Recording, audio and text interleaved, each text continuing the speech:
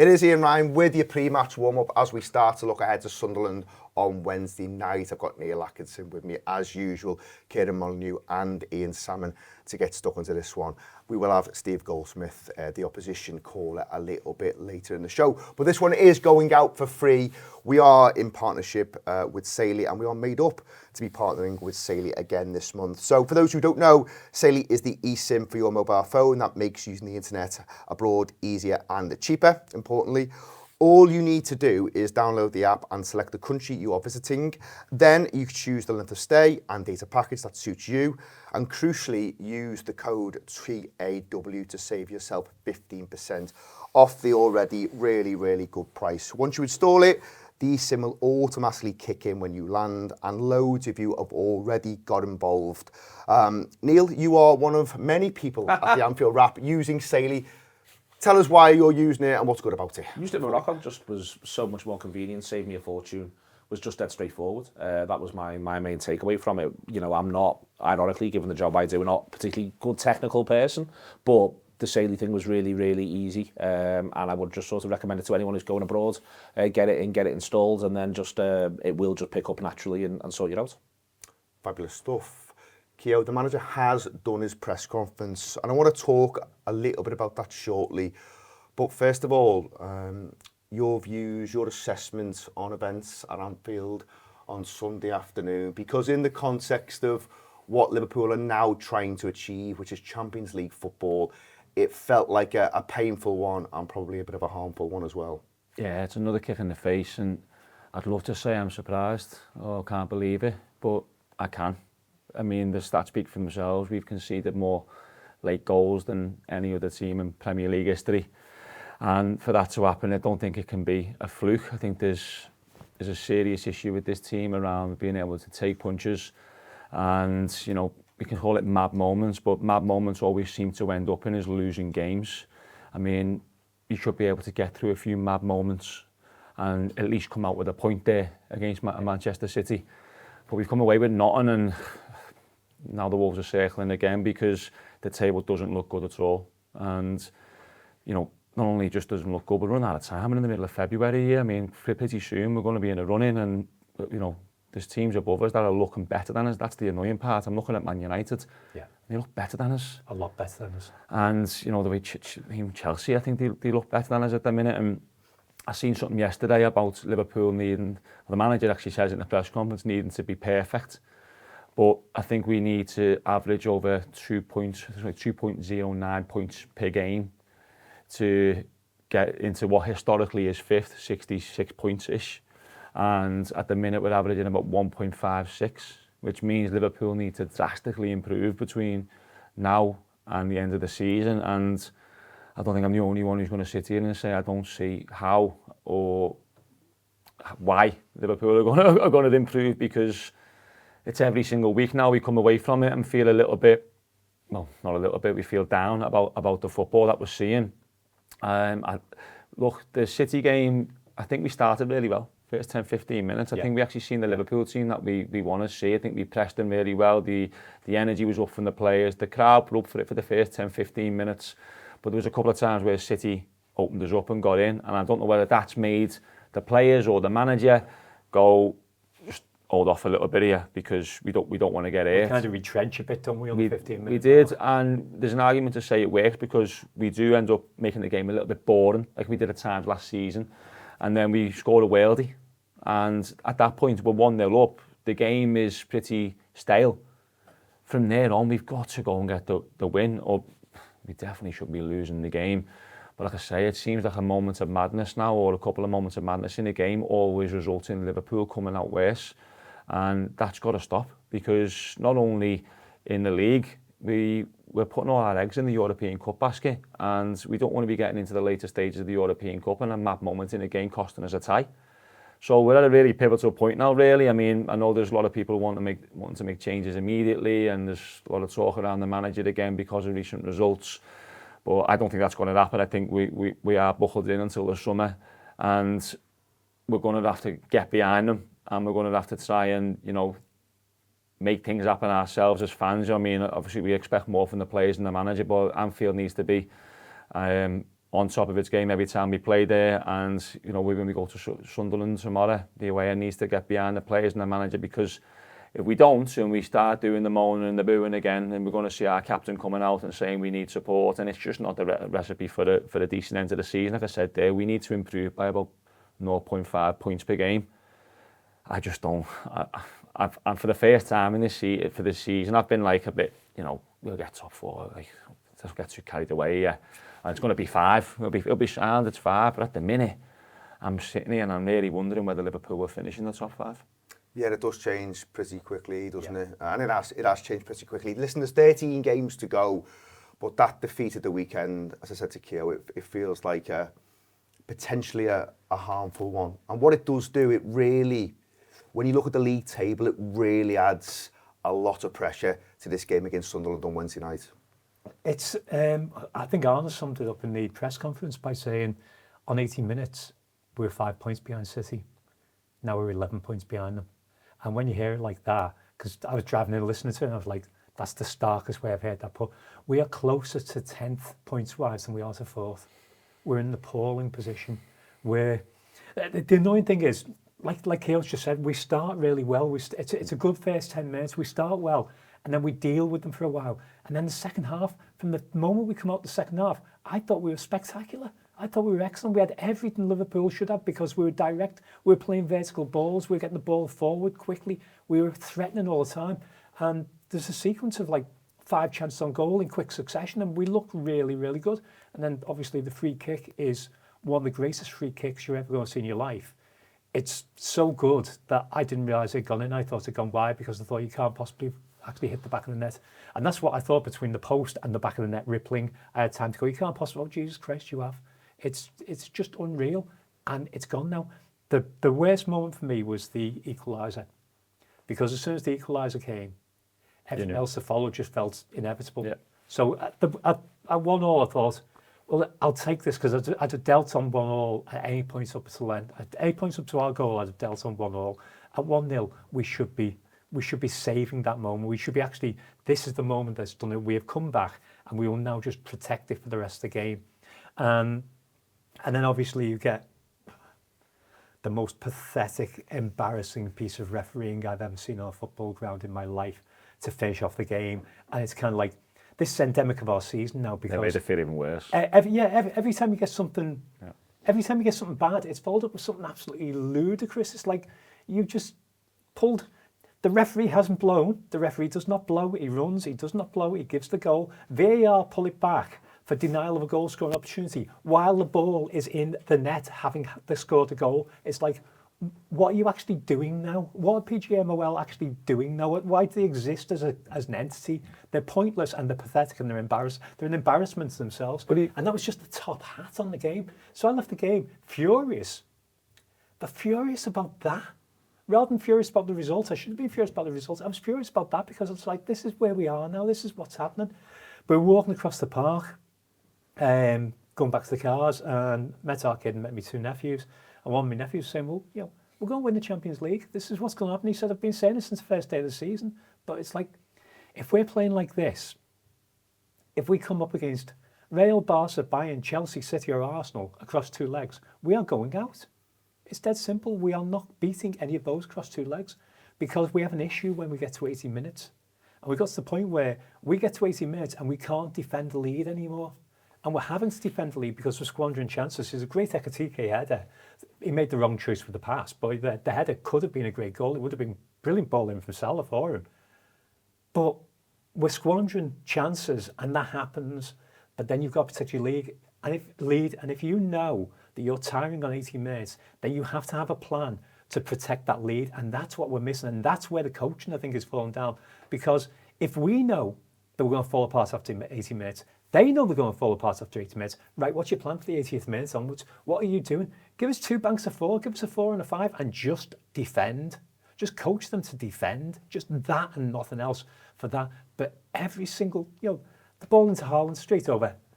It was so easy. I thought that Fernandes must have been offside. Who was it? Silva. I always get the two of them mixed up. I thought Silva must have been offside because it was too easy to score. And that's where we are. We're having ludicrous things happen to us.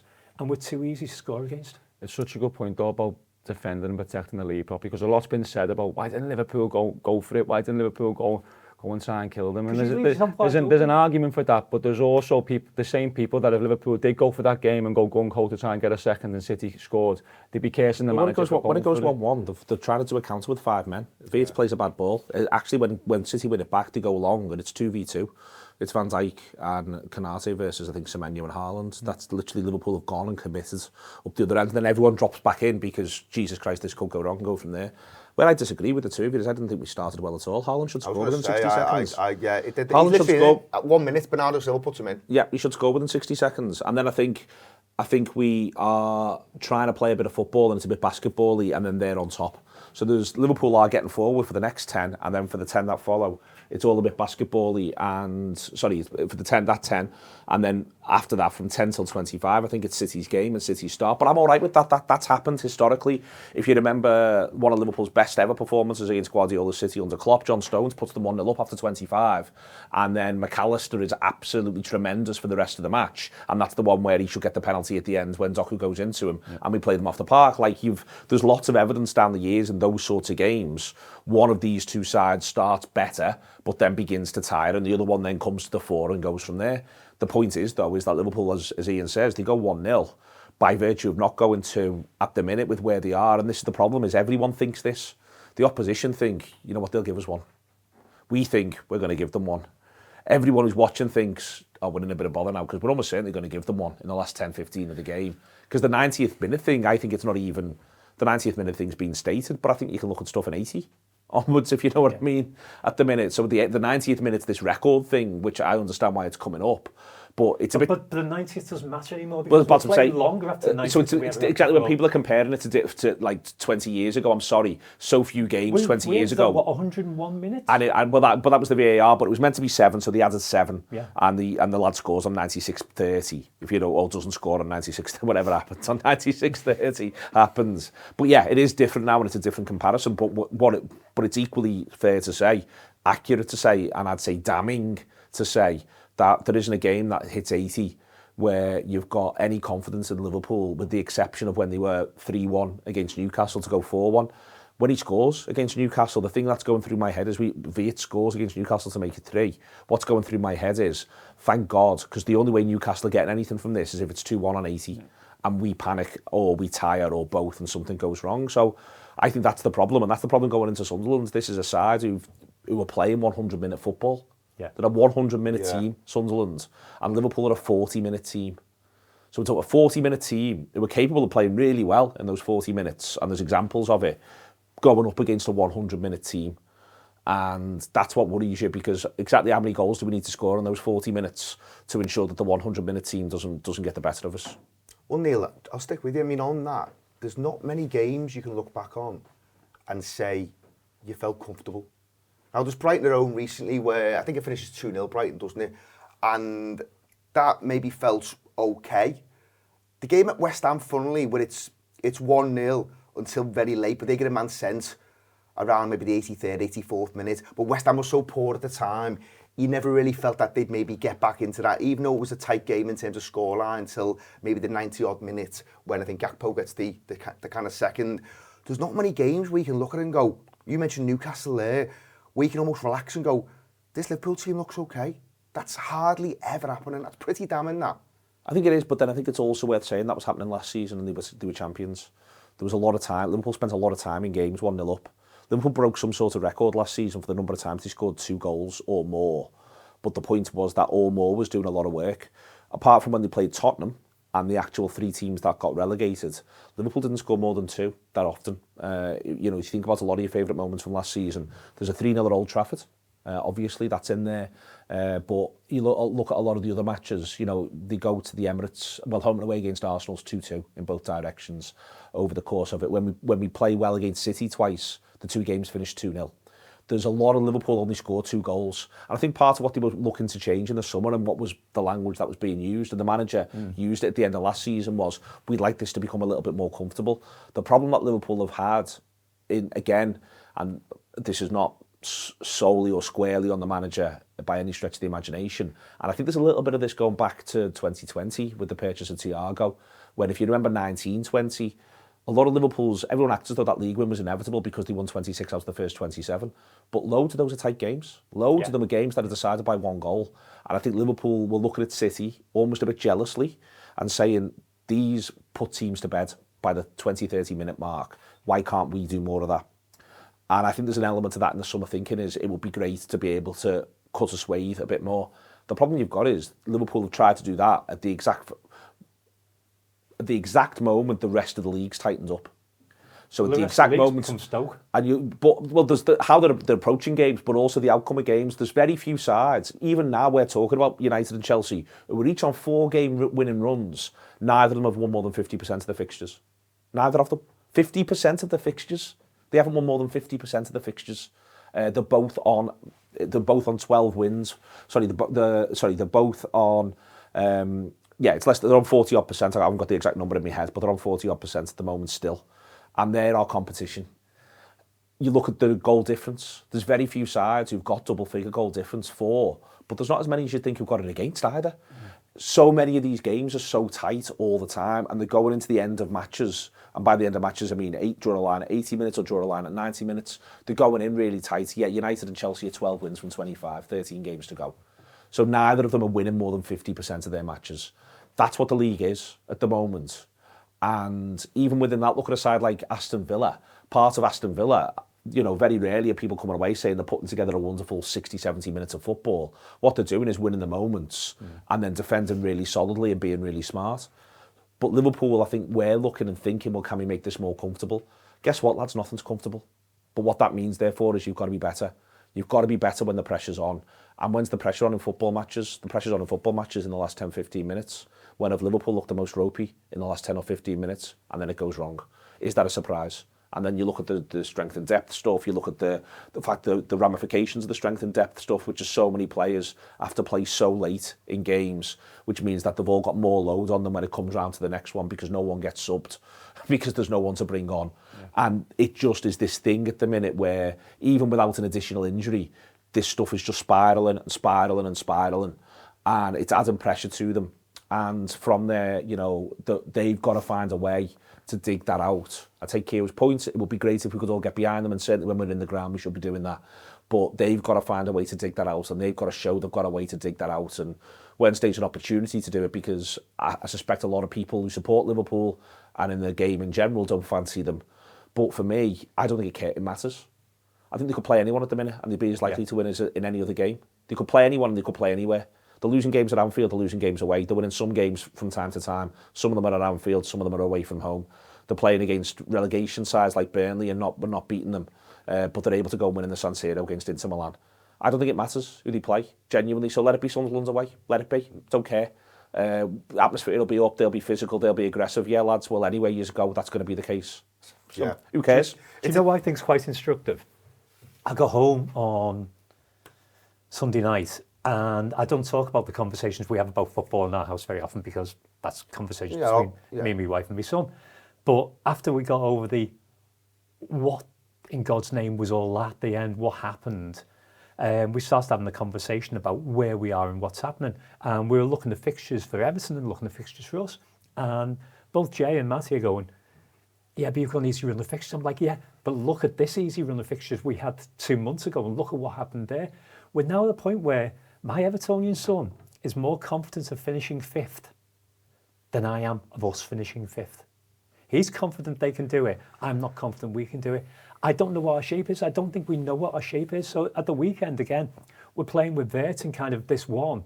But we're playing, as the lad who sits by me was saying, we're playing with 9 men because neither of the wingers are effective. So Vert's basically running around trying to get it with Ekatike, and that's all he can do.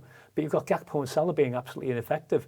And we haven't got any protection in the midfield because we haven't got a tackler, we haven't got a biter. Well, 2 years ago, McAllister was the tackler and the biter, and he's not now. But at the same time, you've still got the same caveat. And this is the schizophrenic nature of where we are at the moment, and the schizophrenic nature of what I'm experiencing at the moment. You've still got the caveat that I said a few months ago, their mate died and nothing else matters. But the football still matters to us. So the football's massive. You've got Quaveen Kelleher coming out and saying, it's a miracle those lads are even playing football. How can you expect them to be any good? How can we expect them to be any good? But we have to be good because we can't afford to finish below 5th because we have to be in the Champions League. Because if we're not in the Champions League, then the next 3 years are written off. Literally the next 3 years, because you're back into a rebuilding sequence again, because you're going to lose Gravenberg or Szoboszlai to a European team who are in the Champions League, and McAllister will go anyway, and you're rebuilding on less. So you've got the overarching, the tragedy that stands above everything, but the need to exist as a football team for the entire future. And at the moment, we're looking dangerously at risk of not finishing in the Champions League position. That's the thing, listen, the football continues, and when it does continue, you will be judged. That is simply how it works, whether people like it or not. Neil's right in terms of how he's laid it out. United have won 12, Chelsea have won 12, Arsenal kind of top of the pops there. They've won 17 of their games, Manchester City 15, Villa 14. There's 13 left to play for. The manager, will hear from him shortly, was asked about how perfect it needs to be in those final 13. What do you think Liverpool have to do in those remaining fixtures to secure 4th spot, 5th spot? You can't see them getting anywhere higher than that. It looks like it will be one of those two places, if not slightly lower, maybe 6th. I mean, dare I say it, they could finish lower than that. I mean, one of the weird things in the Manchester City game where that goal doesn't stand at the end, it kept them ahead of Brentford.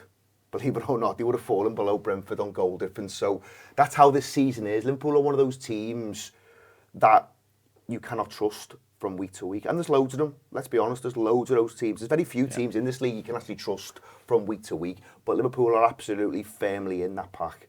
What have they got to do? I mean, there's a list. To be honest, I can give you the list of things that Liverpool need to do, but Liverpool need to change how they're approaching games and how they're managing games dramatically, because at the minute, we've always sat round and said we felt it coming, and that can't be the case. No one's happy with the football they're seeing. Everyone's calling it slow, everyone's calling it boring, and that's not, as I said to you there, the reason I'm making the point about getting behind them is because I feel as if we're doomed for the Champions League. I feel as if something dramatic needs to change, and the point I'm making about Anfield being a little bit louder is, even though they're not giving us what we expect or what we deserve at the minute, then maybe a bit of a more of a push from the crowd can have an effect on that, like we've seen in big Champions League games.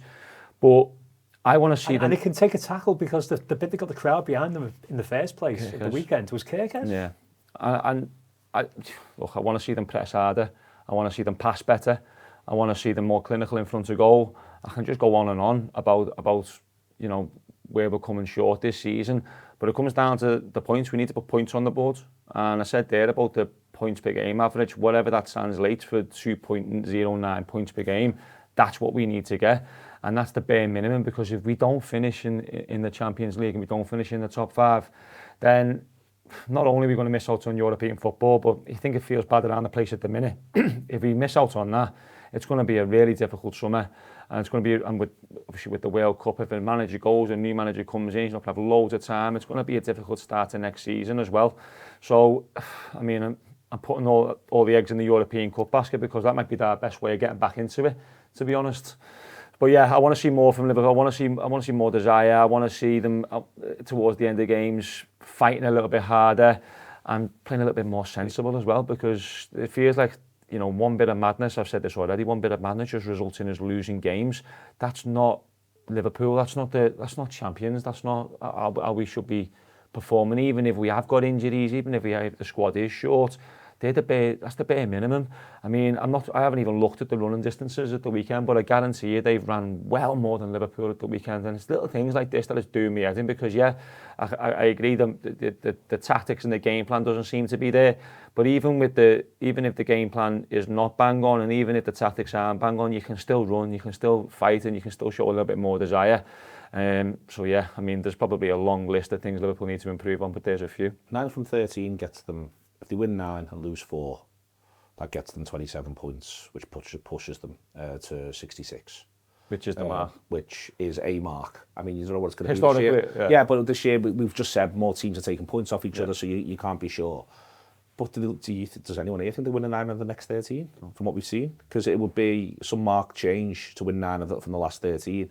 And this is back to, and I don't want to seem like I do harp on about it, but this is why you can't leave points on the table against the newly promoted sides at home. Yeah. The return fixture of this one that we've got coming up is genuinely one of the issues, and I understand all the language around the manager wants to make it more solid and all this sort of stuff. I'm not an idiot. I understand how that works. But if you end up in a situation where you're looking back, you can have one of them maybe every couple of years. But on the whole, you should be talking about 18 points, not just 9. You should be talking about 18 points from the newly promoted sides if you want to be where Liverpool want to be. And I say that well aware of the fact that the way you get that is with humility. You don't just give you that. You've got to work for it and earn it. But part of how you work for it and earn it is to go into those games with a genuine attacking, winning mindset. And I don't think anyone reasonably would say that Liverpool went into Sunderland at home or Leeds at home with a genuine, this is how we're going to win the game mindset. And to me, they still... Burnley's different. Burnley's one where, if they won the other two and Burnley's your hard lines one where ultimately you created a fair few good chances, you were a bit mad for 5 minutes and you got mugged, but you can look at it and go, well, you know what, we did create this, and this, then fine. But Burnley happens is the last one. It's off the back of the others. And this is, literally the game has an underlying maths to it. The job has an underlying maths to it, which is to achieve X, you need this many points. Whatever X is, you need this many points. But your home games against the newly promoted sides / this season's bottom 6, they're the ones that you need to rack the points up in / the bottom 6 away. You need to be doing it there as well. And Leeds will finish, Sunderland won't, so credit to them, but Leeds will finish in the bottom 6. Liverpool took 2 points. 2 points from them, and where that's going to end up in the grand scheme of things. You've got to be adding that on. You've got to be making sure you're getting those points and putting them on the board. Liverpool haven't. So now, and it's not to say it's impossible, but now you need to win a minimum, I'd say, of 9 out of 13, or win 8, draw 5. If you win 8 and draw 5, you'd probably get Champions League football.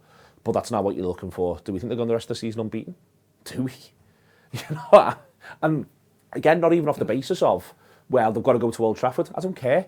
It's not about it's not about what the challenge is and who the team is. Back to your point before. Yeah, it's just this, do you think that they are going to see through 13 remaining 90 minutes without losing one of them? No. Okay, well then we move now. We've moved the line to, we probably need them to win 9 to be sure.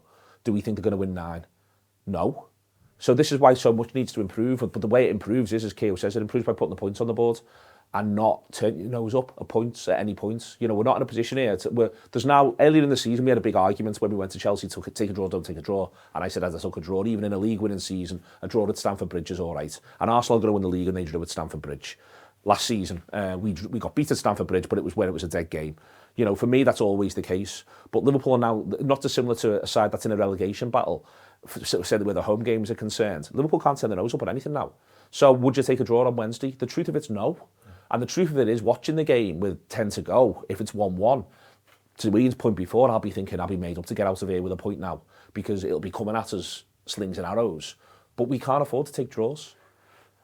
But if apart from maybe when we play Man City and Chelsea. If this is the case, though, and we're all sat here now saying that we don't think that Liverpool are going to get 9 wins out of 14, it's on the manager to go for it then, isn't it? Because if he's not going to... If we carry on playing the way we are and doing what we're doing and we're going to miss out on it, it's probably going to cost him his job.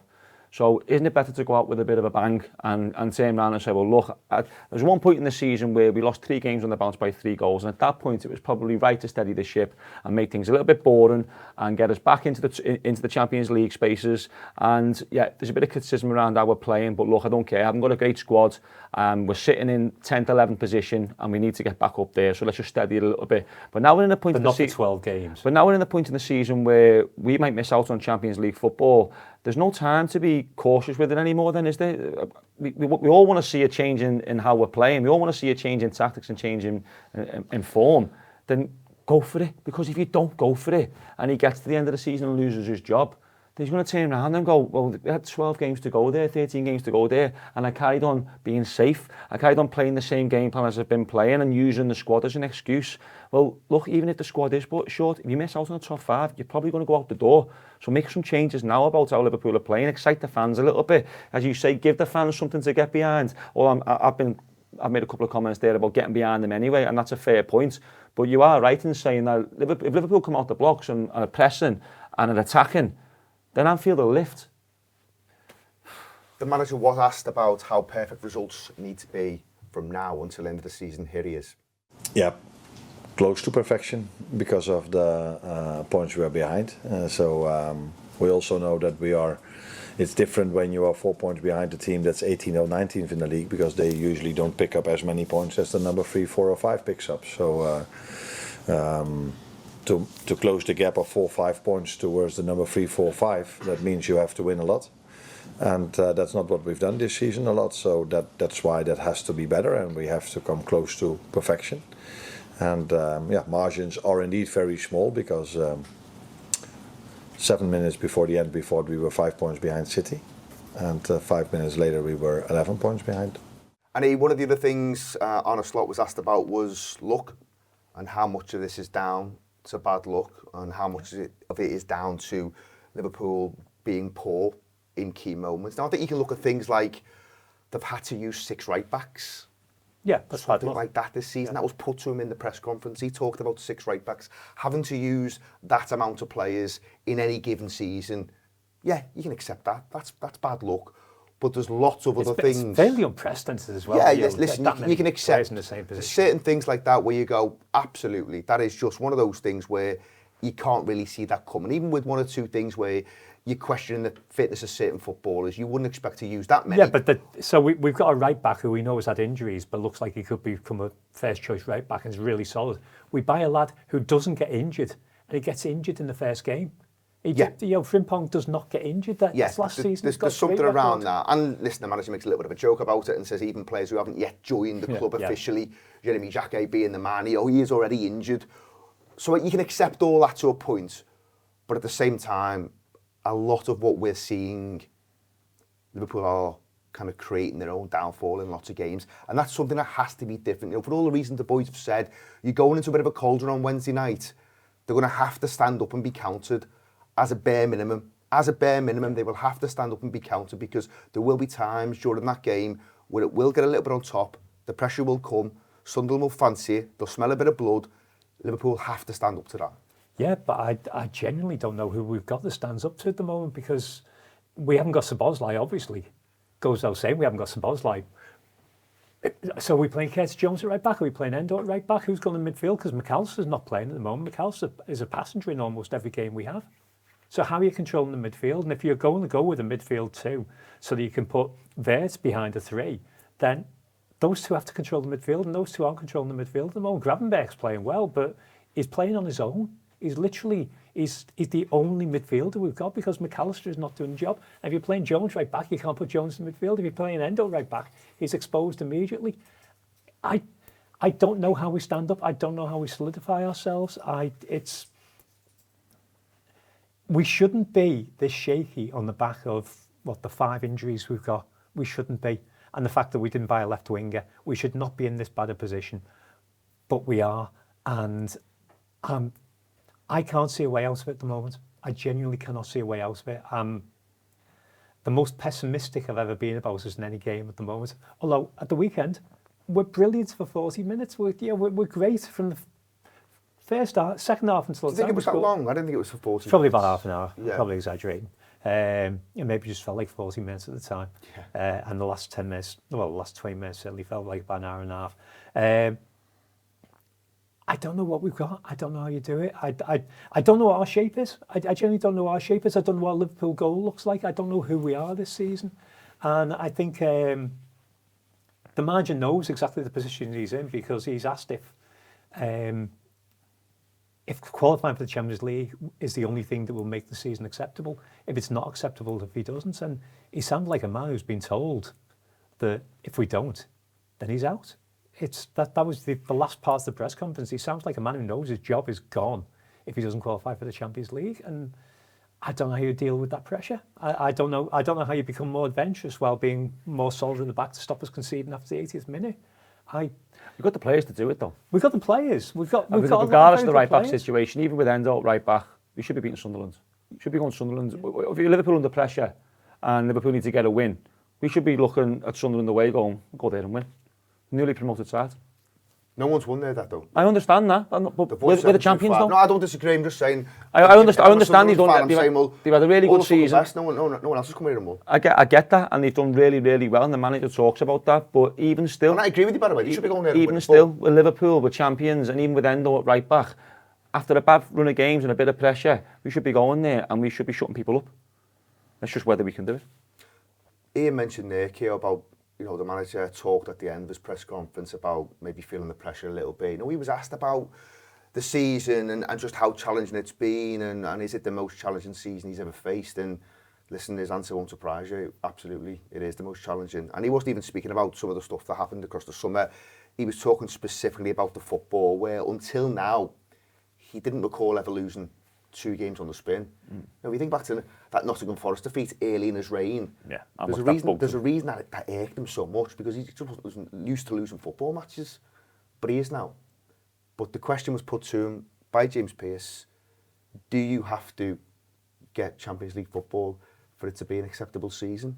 And his answer was yes, and that feels entirely spot on and fair, because if Liverpool don't get Champions League football, I don't think any fan can sit here and go, that's anywhere near acceptable.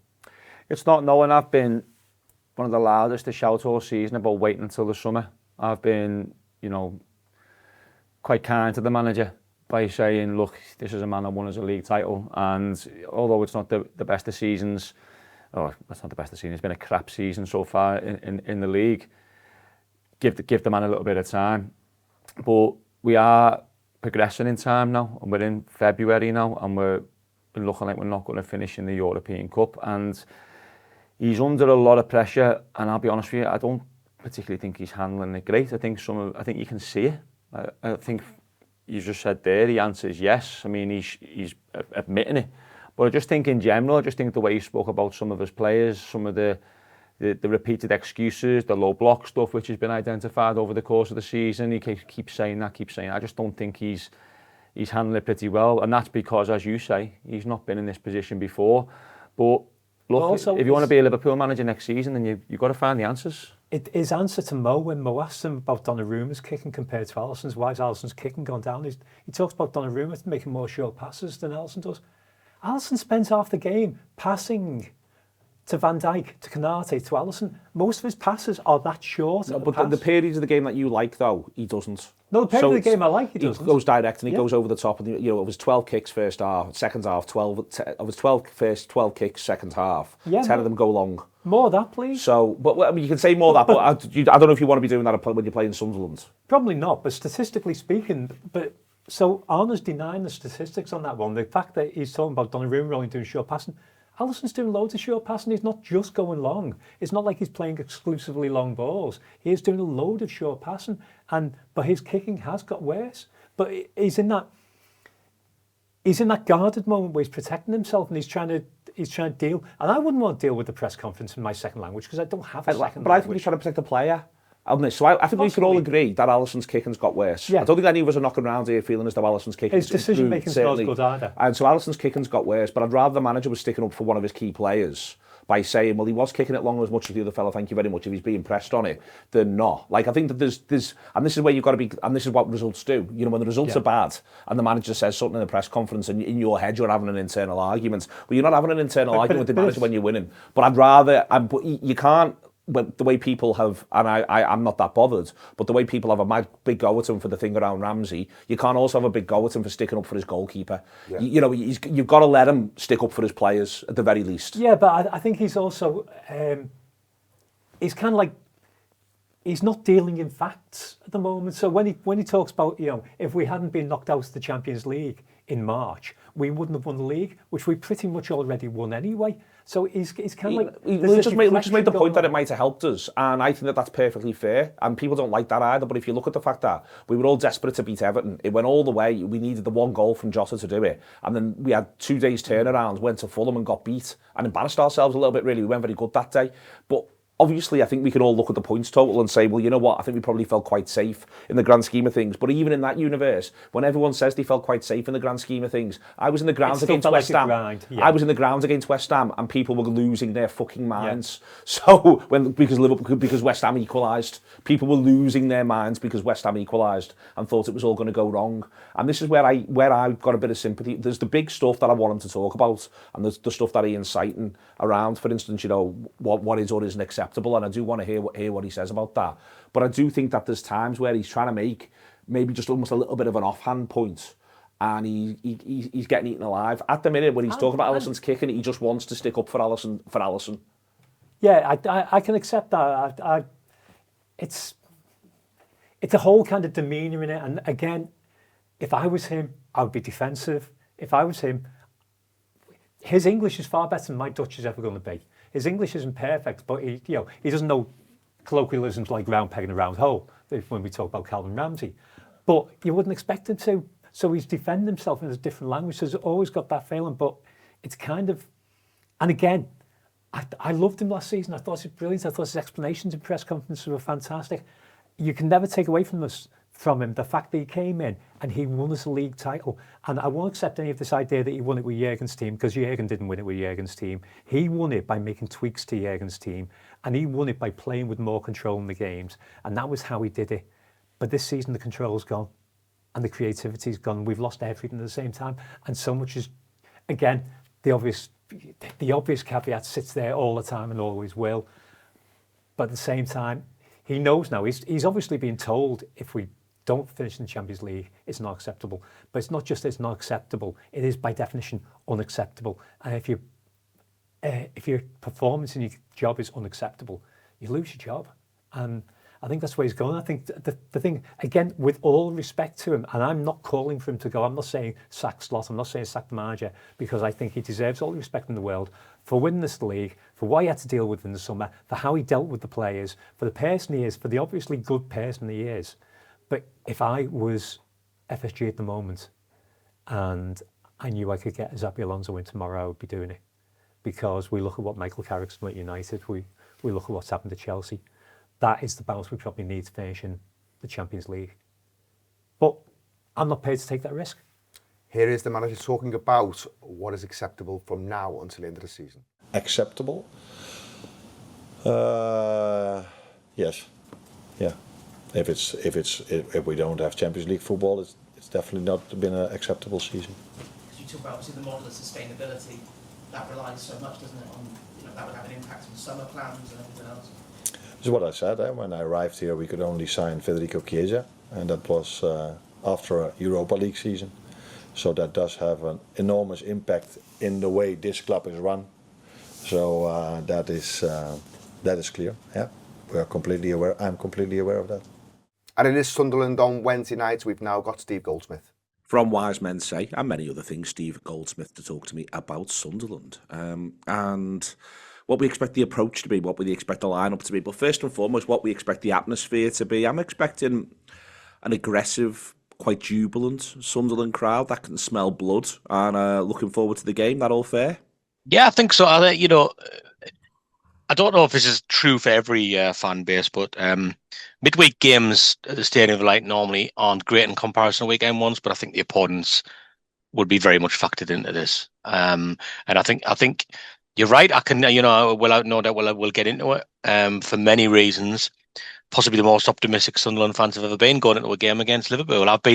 How long have I been coming on this now? 14 years? Yeah. Have you ever heard me predict a Sunderland win in this fixture? I don't think so. No.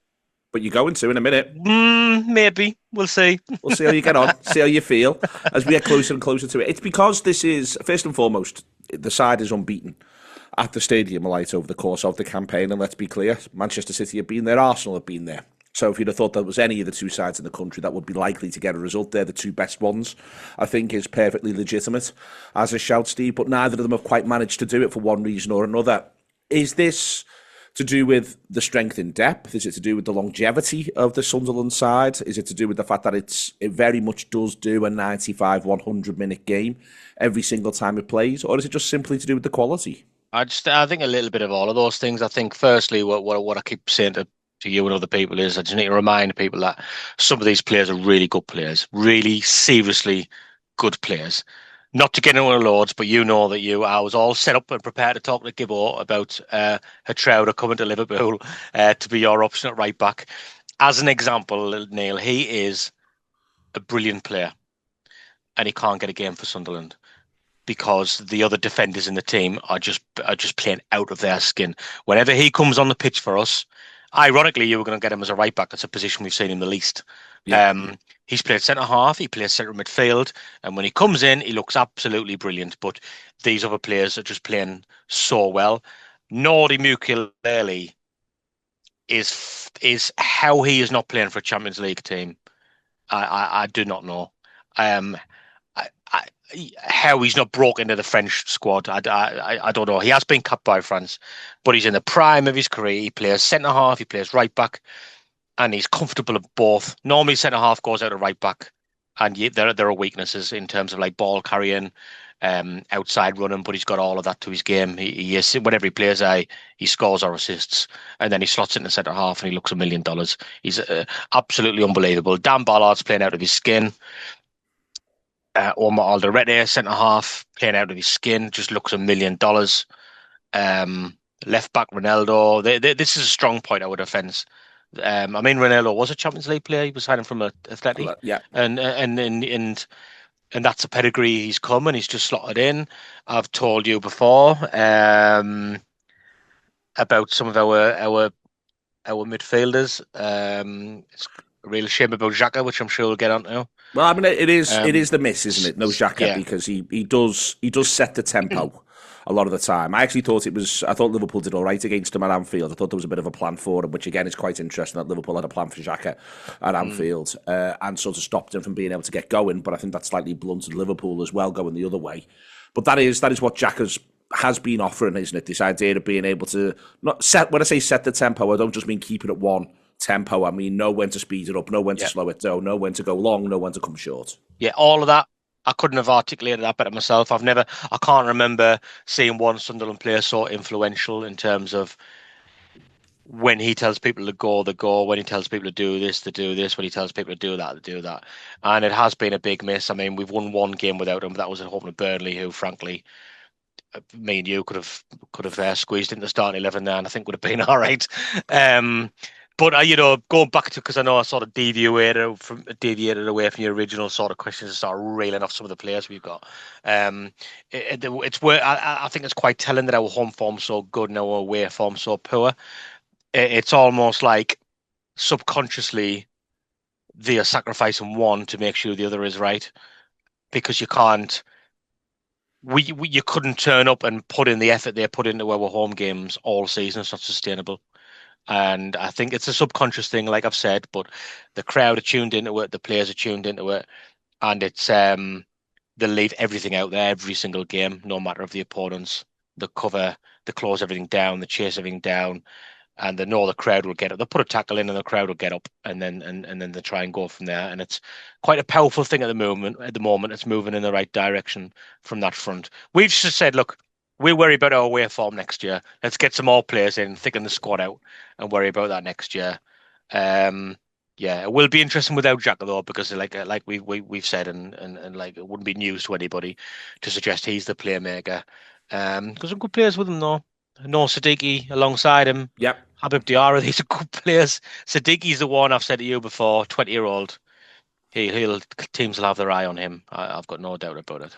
The other one who's very much been the constant across the 2 years now, in the middle of the park. And it's interesting you talked there. The way you talked about Xhaka was you made him sound like the manager on the pitch. He is, yeah. I think there's definitely an element to that, but I think there's another player who's, I think for 2 years, felt a bit like that as well, but in a different way, in terms of setting the drive and setting the moment, is Lefay, who is unspeakable, able to really, and I'm these will sound like awful words to you and to the listeners, but I mean them as a compliment, is able to absolutely rat around that pitch like no one's business.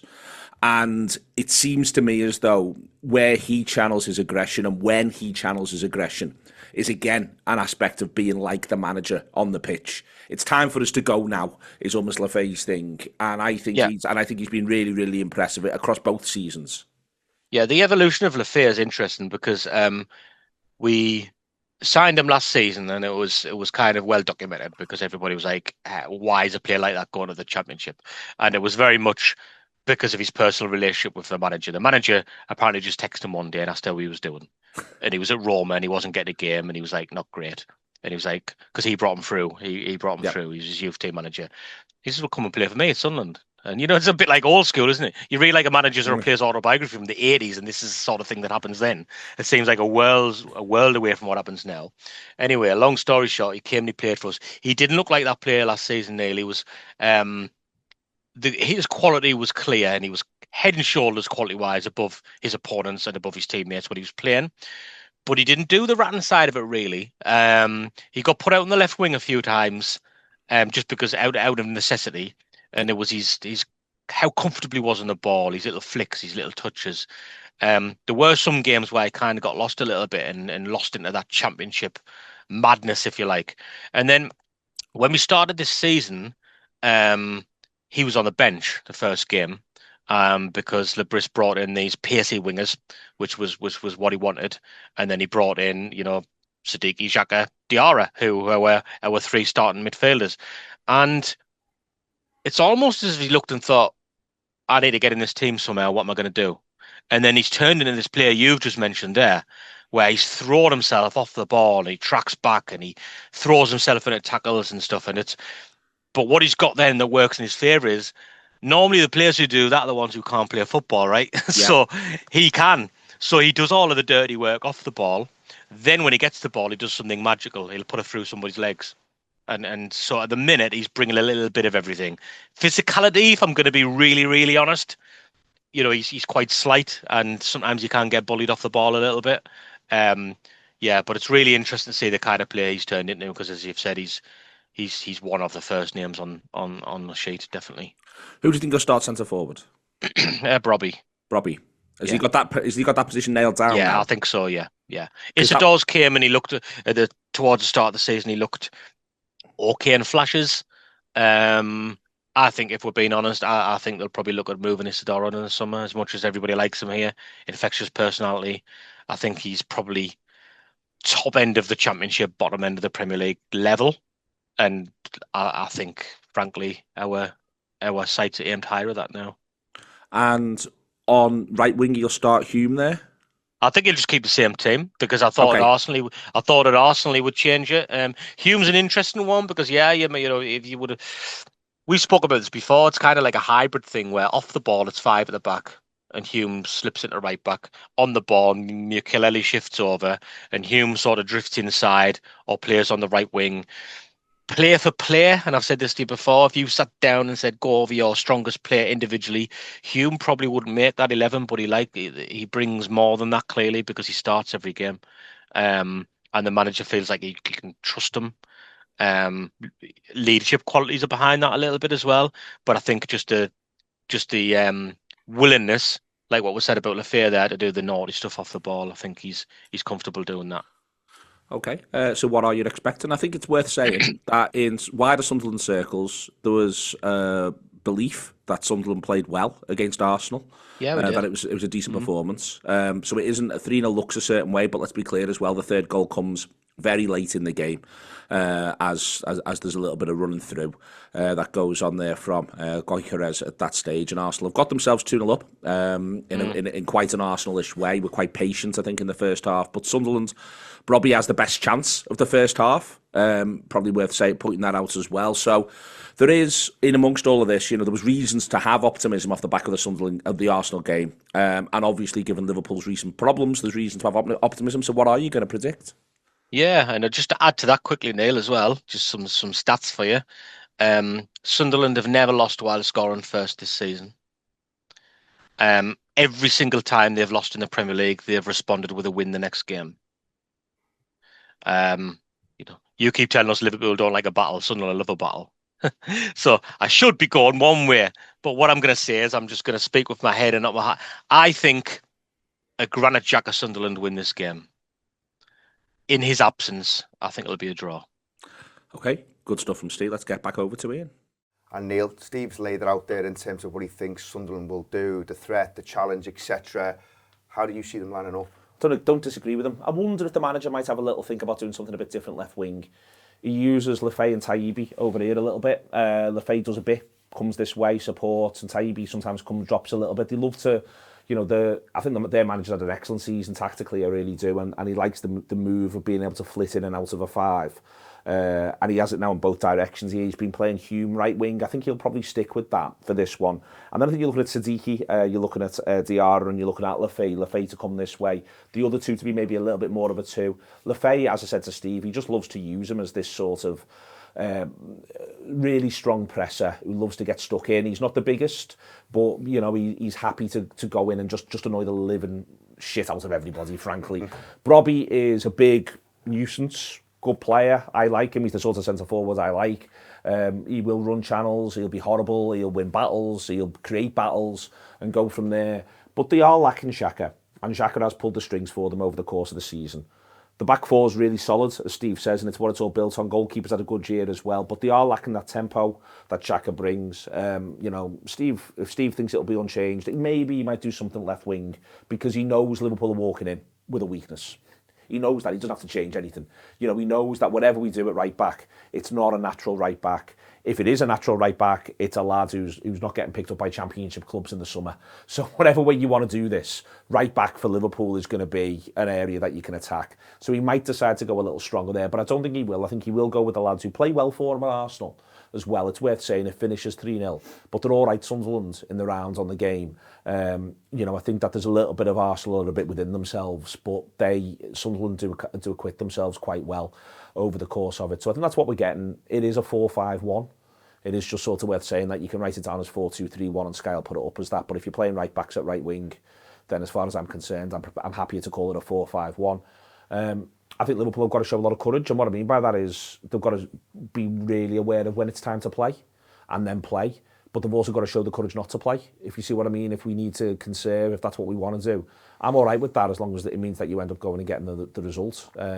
If Sunderland do invite Liverpool on, they've got to not be rash with it, but maybe, just maybe, they've got to say, well, you are inviting us on and we feel as though we can get something and have a bit of an idea. It'd be a lovely night to get to the end of and say, oh, that's what a Liverpool goal looks like, for instance. Because I don't think, again, I could be wrong. Steve could be wrong, I could be wrong. Maybe he's going to make 4 changes and we're all going to go, Jesus, no one saw that coming. But I don't think there's a lot of surprises. And the one thing they're going to be is muscular. They're going to look to be direct. We need to be aware that, though, when that breaks down, they can play. And it's important not to patronise them and say, oh, it's all about hitting channels and hitting Brobby. No, these lads are good footballers. Lefay's a good footballer, in there as well. Diarra's a good footballer. So we've got to respect that as well. Siddiqui's a good player. I think that I think it's going to be a tough game, but then I think that at the minute that's the league. You go away from home, it's going to be a tough game. Liverpool need to have a solution.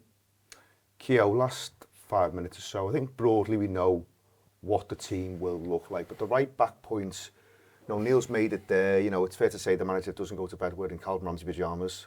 He's not a huge fan, and he basically said he won't be picking him in this game. He's got other options. So that leads you down a path of probably Curtis Jones. Now, Neil mentioned the Fulham game away from last season. Curtis Jones plays right back that day, doesn't have a good day at the office, in my opinion. Wataru Endo is the other option, potentially. Again, not a natural right back. Whichever way he goes on this, there's no perfect solution. No, and if he picks one, people will say he probably should have picked the other if it doesn't go well. Personally, I'm leaning towards Endo. Yeah. I'm leaning towards playing Endo right back and using Curtis Jones as a midfielder in this game. Given the fact that we've got no Szoboszlai on the pitch, so it's not a really difficult choice. It's a really difficult situation to be in, but he's sort of forced to pick one of the two. I think he probably will go with Endo. There's no chance it's going to be Calvin Ramsey. I think he says in the press conference he protects his players. He's going to continue to do so. Let's be clear. Ramsey's not played. He won't have the fitness. That's before you get into whether he's actually good enough. And I've not seen him enough to know whether he is. Exactly. But I suspect he's not because the manager's gone nowhere near it. But also, he's had 45 minutes against Crystal Palace in about, September time? Yeah. So there's no way he could then go and play a Premier League match with no minutes, no proper minutes since then. So from that point of view, you can see why it's going to end up being one of the two lads we've mentioned. Yeah, and I think he says in the presser there, if you don't win a football game, all the players that don't play turn into the best players in the world, and you should have picked him and you should have picked him. And I agree with him on that. I don't agree with anyone who's calling for Calvin Ramsey to play. I think it's wishful thinking. I think it's, you know, a player, as we said, League One clubs didn't want. He played 45 minutes against Crystal Palace, and I'll be honest with you, he didn't look bad in that game. He had good moments. He had good moments, but he was tired by the half hour. Tired by the half hour mark, and Liverpool ultimately were crap anyway in that game. So we probably, you know, one of a half decent performance out of 11 players that were just nowhere near it on the day. So for people that are calling for that, I mean, I don't understand it.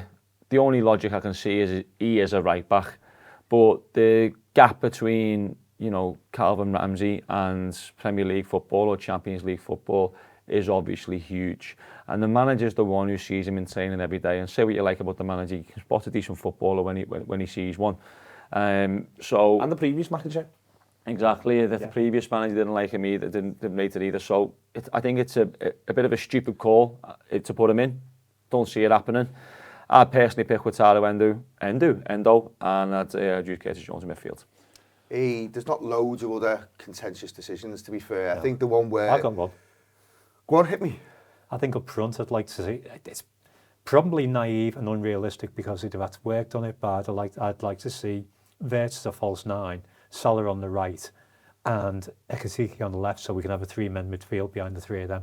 Because we're not. I'd like to see a midfield of Jones, McAllister, as much as I've said he's been a passenger in Gravenberch, so we've got some protection for the back four, and then Endo at right back. But I can't see any way that works because they would need coaching time in order to do that. So it's. I played Jones over McAllister in this one, to be honest. Yeah, I just haven't seen enough from McAllister. If it's not going to go that, it's Jones over McAllister. Yeah, I Jones and Gravenberch. I haven't seen enough from McAllister recently, and we're talking about. But Gakpo's anonymous, but you can use Gakpo as a sub then as well. I said yesterday, I think it'd probably push Jones into midfield with McAllister and Gravenberch, and just have Wirtz maybe just floating in off the left. You know, he won't stay out there properly like a winger, so he'll come inside, and Ekitike and Salah will probably be my go-to, and then you've got a sub in Gakpo. Neil, would you do anything massively different from what you've heard from the boys there? No, I think having an attacking sub would help. So I would like us to get to whatever mark it is and feel as though we've got an attacking sub.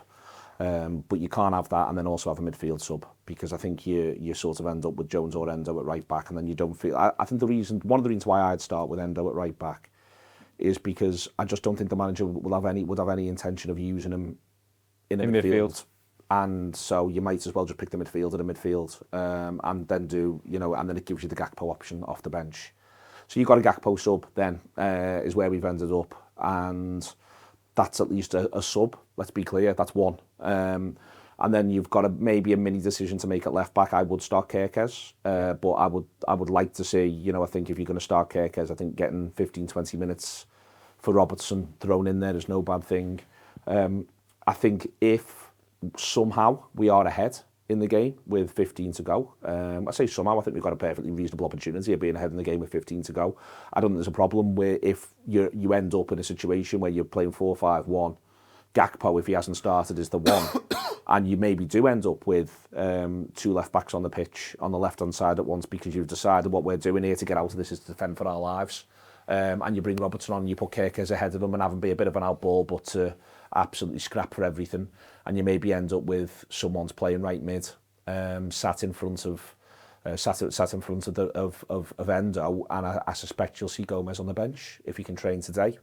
So the idea of with 15 to go, maybe if you're ahead and you decide we are just going to fight for everything here and we are going to be pure backs to the wall, we'll have a pathway for that. Work on that, have a plan around that this is what we are prepared to do, lads. We are prepared to be backs to the wall, and this is what it looks like. And work out who it is you're going to need to lean on and rely on to get through that and see it out. Yeah, the manager said Gomez should train today, but then you'd fancy him probably only to be fit enough for the bench. Yeah. Neil, prediction, how do you think it'll go? I think Liverpool have got a 40% chance of winning any game of football. I just want to live in that timeline. So that 40%. So if I roll my dice, Liverpool played this game 10 times, currently where they are, I think they'd win it 4 times. So let's just live in that timeline, please. Kieran? 1-1. I'd like to think 1-0 to us, but I think 2-1 to them, which might be the first time I've ever called a loss on this. Yeah, they are the days we're living in. That has been the pre-match warm-up. Thank you to all the boys, the lads behind the cameras. We'll see you soon.